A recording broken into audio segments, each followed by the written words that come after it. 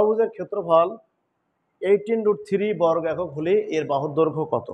সুষম ষড়ভুজ। আচ্ছা, সুষম বহুভুজের ক্ষেত্রে সূত্র কি বলতো? n²/4 cot 180 ডিগ্রি ভাগ হচ্ছে n। এটা কিন্তু সুষম বহুভুজের ক্ষেত্রফল নির্ণয়ের সূত্র। তো এটার মান এখানে কত দেওয়া আছে? এটার মান কিন্তু দেওয়া আছে এখানে কত? 18√3। তো এটা হিসাব করো। ষড়ভুজ মানে এখানে কয়টা হবে? 6, তাহলে 6a²/4 cot 180 ডিগ্রি ভাগ 6 18√3, তাই না? এটা কত হবে? 6a²/4 cot, এখানে cot কত ডিগ্রি? cot 30 degree.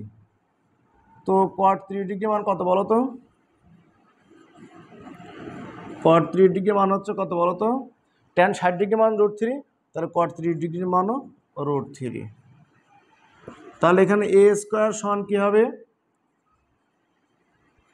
ইন্টু নিচেরটা উপরে যাবে আর উপরেরটা নিচে আসবে, এটা পক্ষান্তরের নিয়ম।